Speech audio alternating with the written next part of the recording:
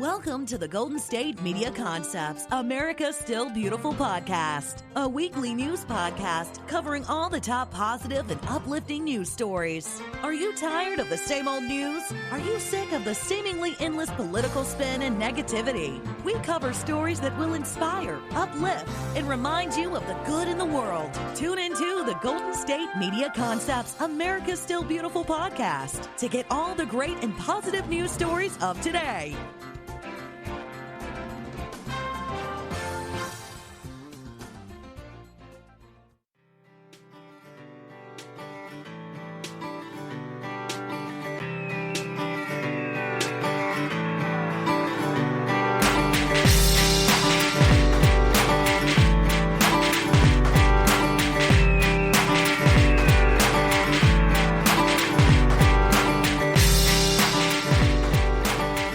Welcome to GSMC, America's Still Beautiful podcast, brought to you by the GSMC Podcast Network. I am your host, Alyssa Jo. Hello, everybody. How is it going today? I hope you're having a wonderful day so far and a wonderful week.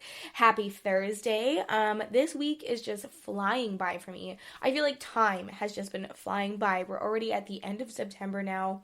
It's just so crazy to me how fast time is going. But I am back to share more positive, feel-good stories with you. I'm feeling extra good. I am still in my hometown. I'm going to be here for a couple months now. And it just feels super good to be at home. I actually haven't stayed at home for this long, literally in 4 years since I moved away. So I literally have not been home for more than 2 weeks at a time in 4 years. So it's really cool to be home and be settled and to be able to be sharing all these positive feel-good stories from my hometown. It's just kind of cool for me. So anyways, let's stop rambling on. I'm going to jump into all the feel-good positive stories that I have to share with you today. I have lots of good ones. I've got lots about our environment. I have new inventions, some positive things about the pandemic. I have a story about how you could end up in space, so you're not going to want to miss that one. That will be coming later in the episode. But yeah, lots of good ones. So let's jump right into it. The first story I want to share with you is about a new biodegradable carbon negative straws and forks. Okay, they're made from greenhouse gases and they actually dissolve in the sea. How incredible is that? So it's a California company and they are employing ocean microorganisms to convert methane into physical material in order to make a line of single-use straws and cutlery. So the company is called New Light, and this material, they like to call it air carbon, and it's made and comes straight from the examples of nature. And I guess taking in greenhouse gas is something that this company really wants to be doing every single day. So since 2003, this company has been wondering if it were possible to harness that action. And underwater, the microorganisms don't merely just dine on CO2, but more powerful greenhouse gases like methane as well. So harvesting methane from abandoned mine in California, these engineers at New Light, they add the gas to a tank containing 15,000 gallons of seawater and millions of microbes. And the microbes consume the methane and turn it into a metable energy sourcing inside themselves. And then New Light promptly extracted and dried into a fine white powder that is dishwasher safe, carbon negative, and ocean degradable. So New Light has been able to generate a line of hyper-sustainable products from this. It is straws and cutlery, basically, and I guess also fashion products as well.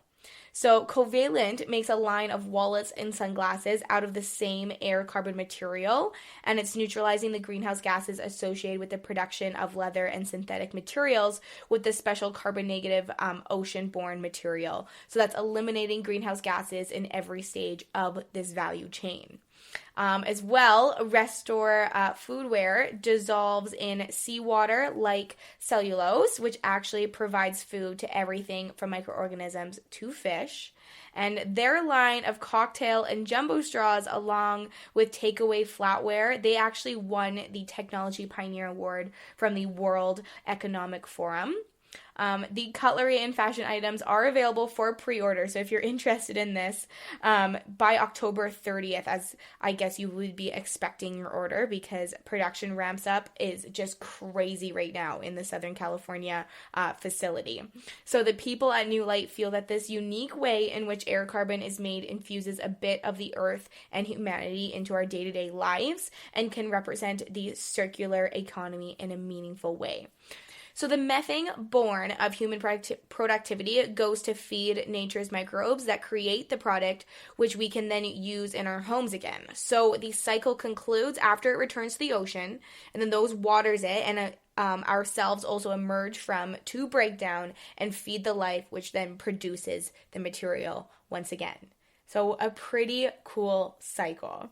Now, the next story I want to share with you is actually about the bee populations, and they are saying that bee populations are increasing in many states. Maine is seeing 70% rise in 2 years. So it's not too often that we are hearing good news about the health and prosperity of the bee colonies in the United States, or actually just all around the world for that matter. But I guess as recent data collections that were just released by the U.S. Department of Agriculture show that some states are experiencing growth in colony numbers of 70% or more. So not only was there a 14% increase in the number of honeybee colonies from the period of January 2019 to January 2020, but the states are experiencing the broadest increase in colony growth. So Michigan, Nebraska, Oklahoma, and Maine, they added tens of thousands of colonies.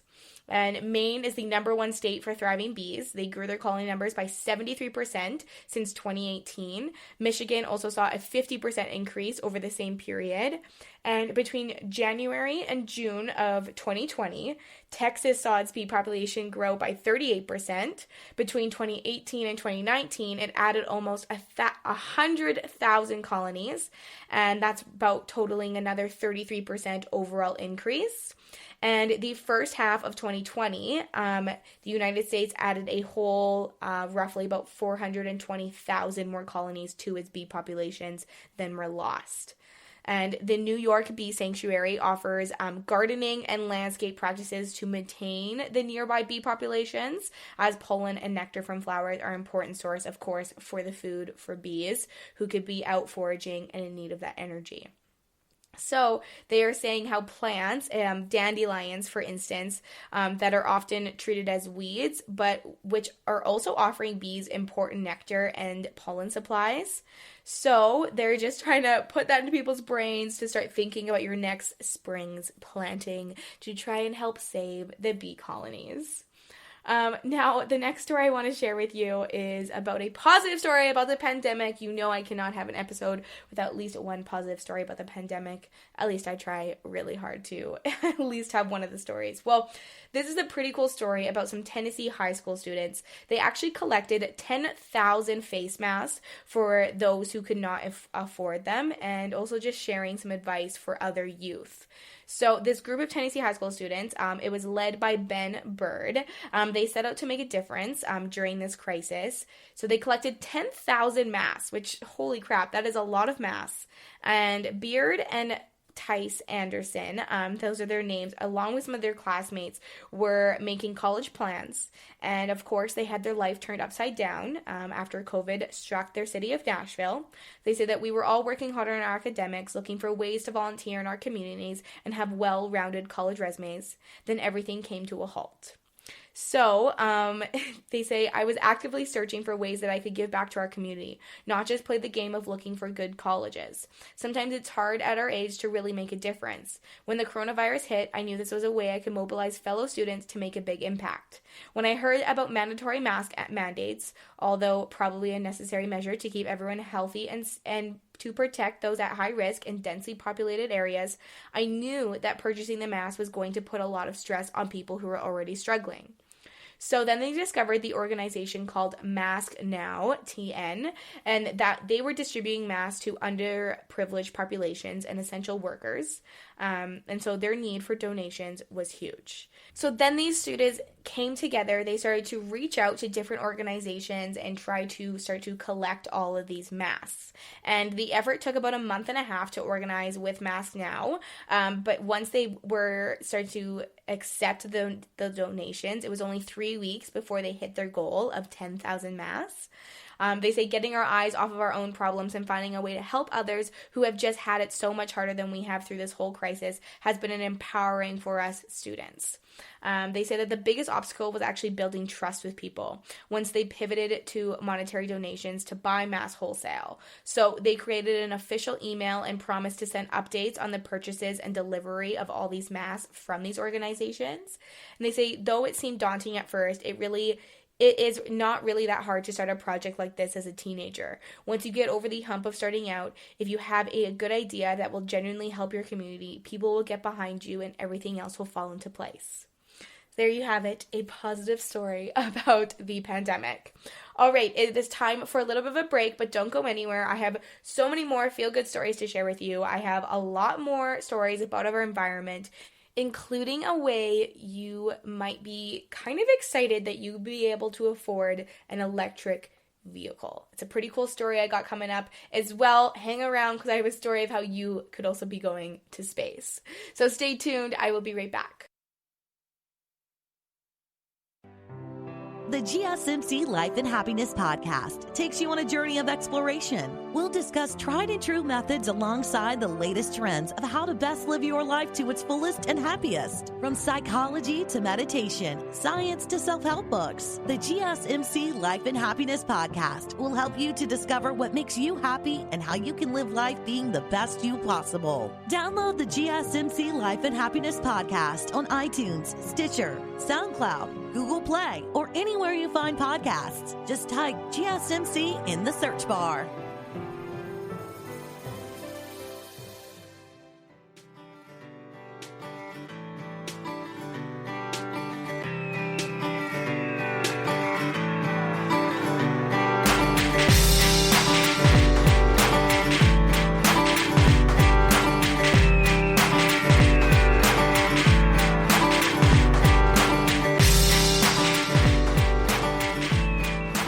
Welcome back to GSMC, America's Still Beautiful podcast, brought to you by the GSMC Podcast Network. I'm your host, Alyssa Jo. We are back sharing more feel-good stories. So I did mention a way that you might be able to afford an electric vehicle. Okay, now this is pretty cool.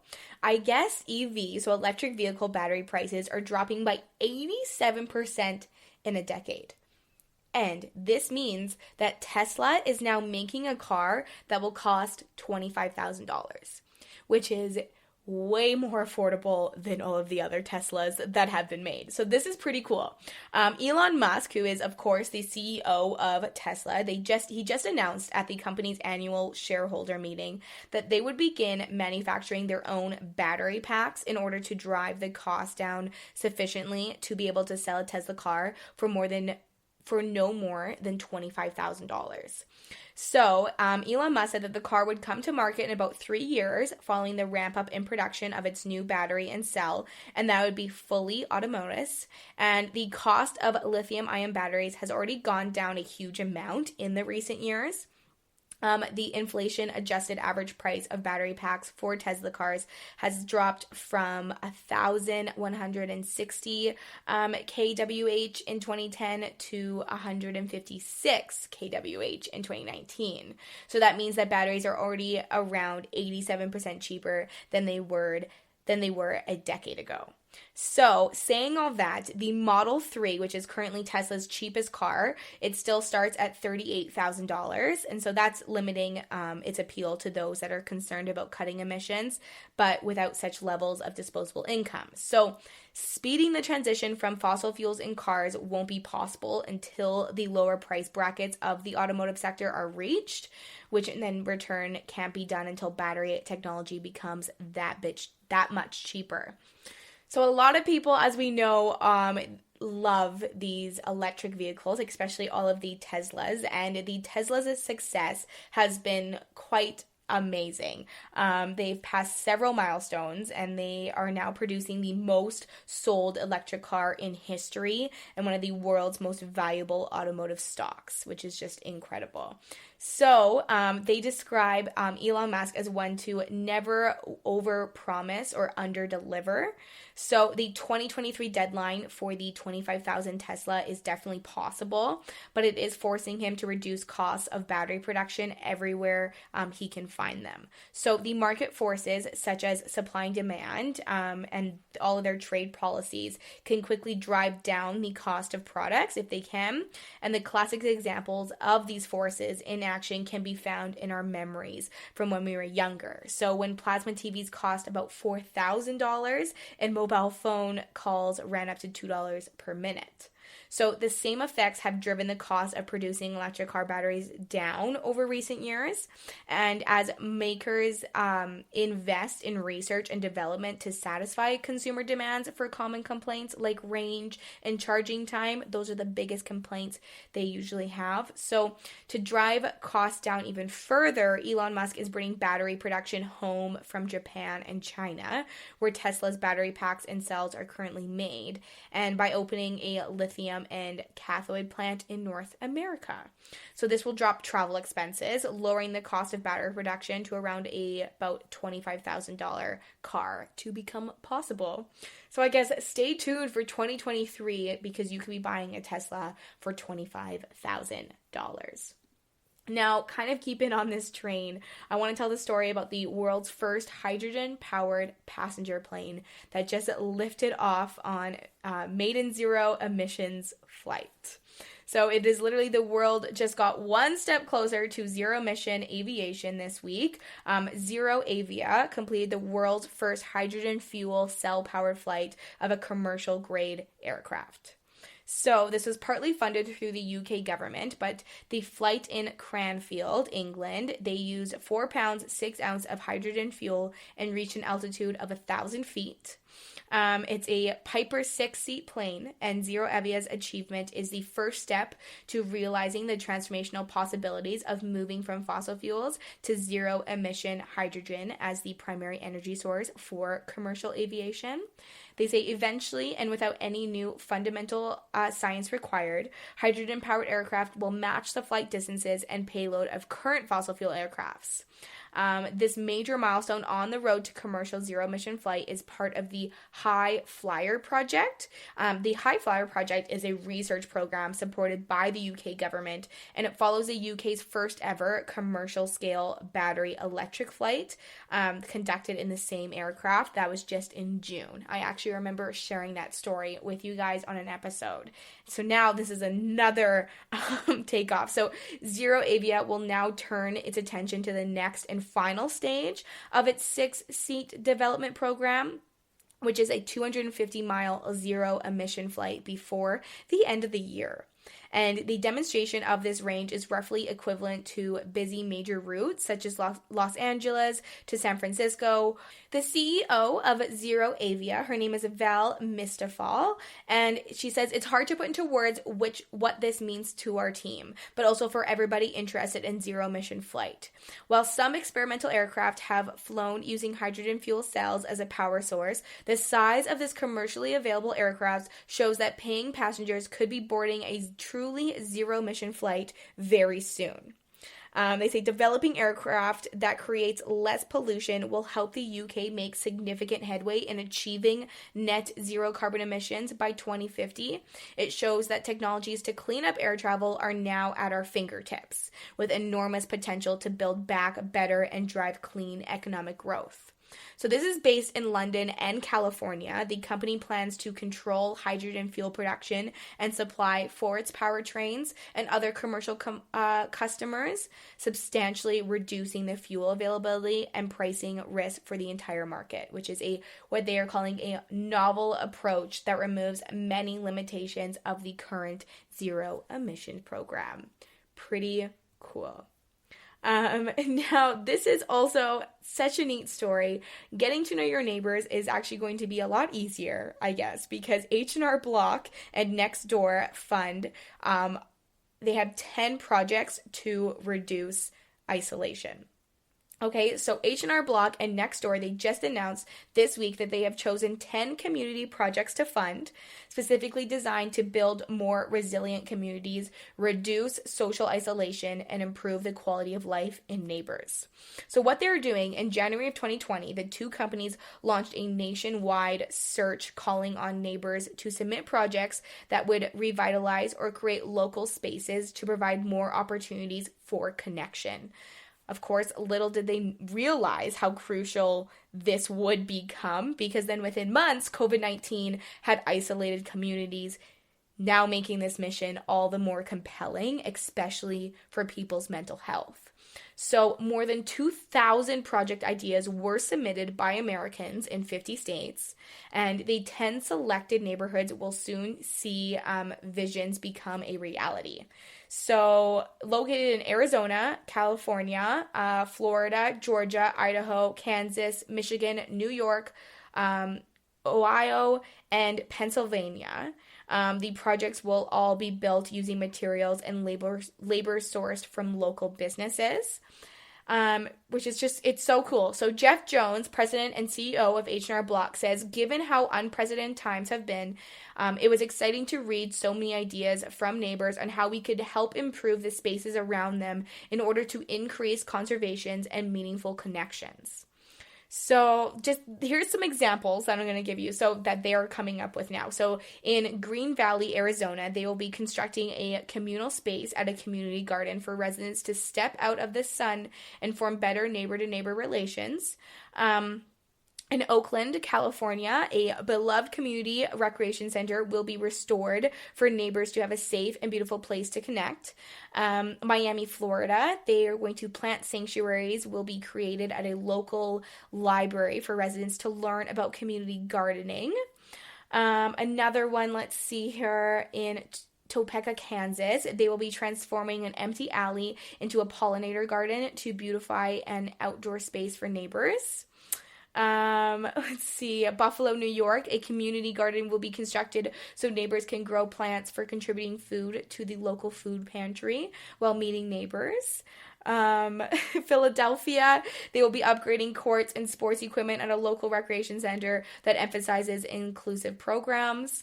And there's so many more, which is just so cool. So you can actually visit the nomination website, which is called HRB Nextdoor. And you can go see, you can submit ideas, you can see other things that they will be doing. So it's H&R Block and Nextdoor, and they are working together to connect our communities all around the world, which is just so cool. So it's time for another break, but do not go anywhere. When I get back, I'm going to be sharing that story of how you could make your way to space, which is pretty cool. And I got a couple other feel-good stories to share to round off today's episode. So stay tuned. I will be right back. Tired of searching the vast jungle of podcasts? Now listen close and hear this out.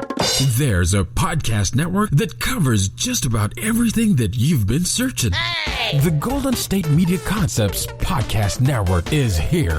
Nothing less than a podcast bliss with endless hours of podcast coverage. From news, sports, music, fashion, cooking, entertainment, fantasy, football, and so much more. So stop lurking around and go straight out to the Golden State Media Concepts Podcast Network. Guaranteed to fill that podcast itch. Whatever it may be. Visit us at www.gsmcpodcast.com. Follow us on Facebook and Twitter, and download us on iTunes, SoundCloud, and Google Play.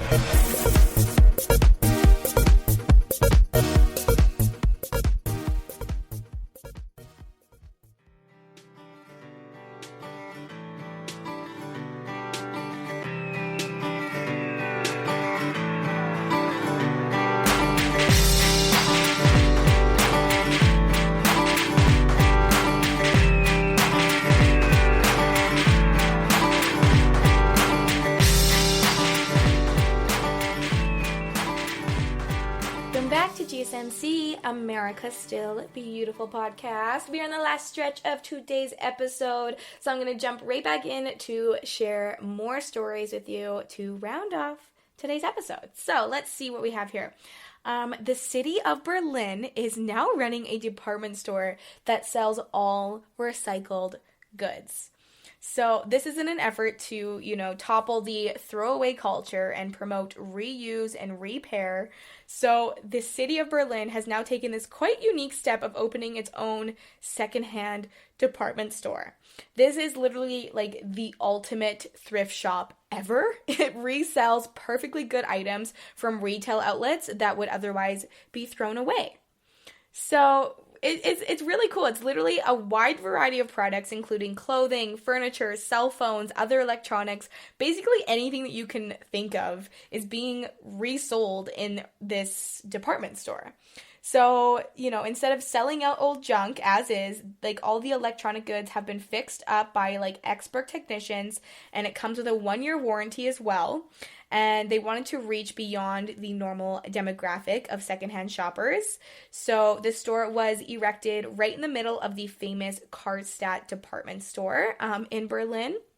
And with the success of its initial 6-month trial run on the 3rd floor of that store, the city plans to open 4 more similar operations in other parts of Berlin. So by 2030, it hopes to have at least 1 location in each of Berlin's 12 boroughs, which is that's so cool. So these stores are just the latest addition to Berlin's impressive sustainability resume. They've been doing some pretty amazing things. So since 2008, city policies and educational campaigns have reduced average annual household waste by about 25 pounds per resident. It also recycles about 49% of its mineral construction waste, so such as brick and concrete. And currently, the city estimates that 8% of discarded electronic goods and 6% of bulky items thrown away can actually be reused. So the goal is to expand the market for these items and beyond the usual bargain hunters and eco-conscious consumers. So the city spokesperson, Dorothy Winden, says 3 years ago, we started collecting all kinds of used goods that people have in their cellars or attics, and things that are well preserved and functioning but aren't being used anymore. The goal is to give these things a new life with somebody who can use them. So the store also includes an education center inside the store to encourage more sustainable lifestyles, and they also gave an award to a project that recycled school uniforms so that parents don't have to buy new ones every single year.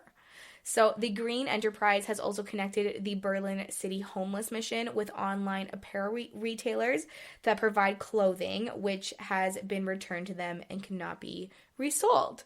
So many exciting good things are happening in Berlin. I am going to definitely keep up to date what's happening because I think they have really tried to make a giant step forward in the sustainability realm of our world. So stay tuned because I'm sure I will have more stories to share about that. Now I wanted to share this kind of new study that's saying how going back to school is changing Americans' kids' eating habits. So this year has definitely been a year for change, and they are saying that 7 in 10 American parents say they are radically changing their approach to kids' lunches and snacks this school year. So half of the parents say they're using back to school as a way to get their kids back to healthy eating, as a way to kind of backtrack all the comfort food that they fed their little ones, of course, when the pandemic and virtual school began. So there was this study of 2,000 parents of school-age children that was conducted, and they aimed to discover just how parents are approaching the new school year in these unique times. And they uncovered that 79% say they are stocking up on food differently than they did in the spring. So with the hopes of getting their kids to live healthier this school year, 78% of parents will plan on bringing some semblance of normalcy to their kids' school days by pre-planning their snacks and lunches, whether they are in the classroom or in virtual school. And many feel their kids will have better choices at home than they do at school. And the reality is that 72% say their kids tend to eat healthier at home. So with new respect for school cafeteria workers, they are saying that 64% complain they are dreading becoming the lunch lady at home.